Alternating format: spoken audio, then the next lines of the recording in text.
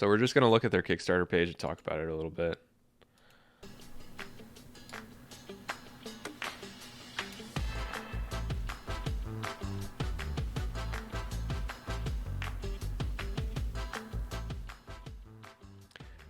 I don't know why they wouldn't show the GameCube controller input there.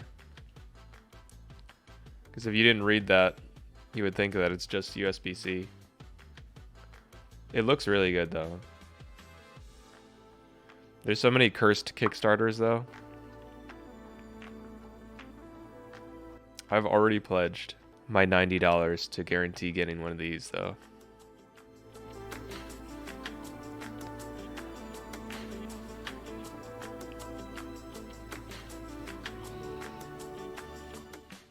Pro grade parts. What does that even mean?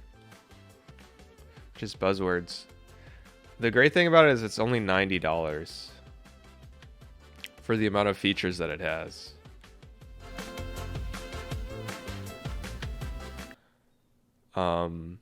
This is a controller that they teased about 2 years ago, I believe. And it was just through like some vague tweets that they put it out there that they're like, yeah, we're working on a controller. Between that time and now, something called the Goomwave came out, which is by Notorious Samus main Gumi Zumi. So the Goomwave is by Gumi Zumi, and it's what all the pros are using right now.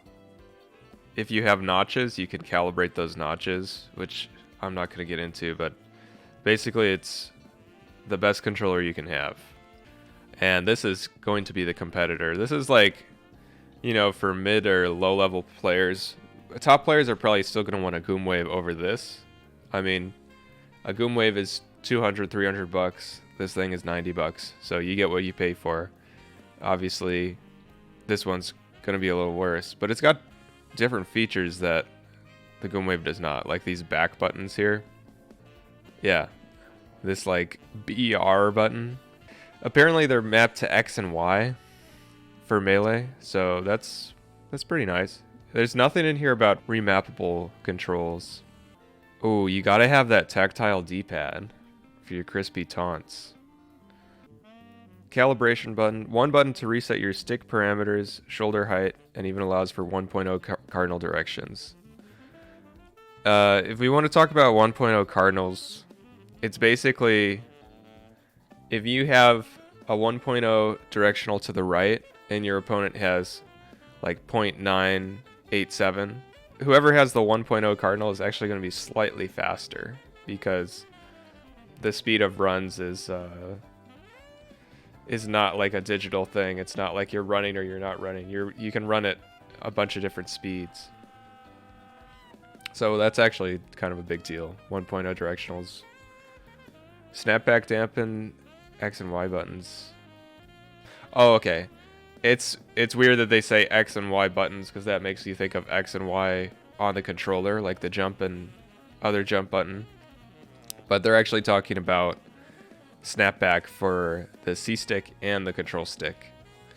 But they're saying both axes, like horizontal and vertical snapback.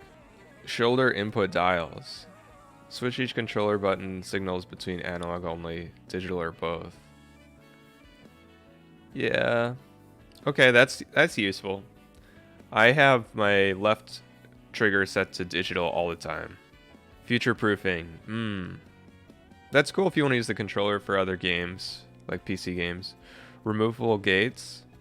Okay, this is actually big. And no one's talking about this. So you can just buy this little part instead of an entire shell. So when people are making notches, they'll just have to work on this little piece here, this O-ring, instead of an entire top shell. They haven't said if notches are going to be calibrated, if you are going to be able to calibrate your notches with this controller. So that's a big deal. D-pad switch. Did you know there are some people who can do an okay. That's hilarious. You can turn off your D-pad switch and turn off rumble with one little toggle switch there on the controller somewhere. Gyroscope. I don't know they have motion controls on this. That's not something I'm interested in, but that's interesting. So the timeline. So if you pay $90 now, which I've already done,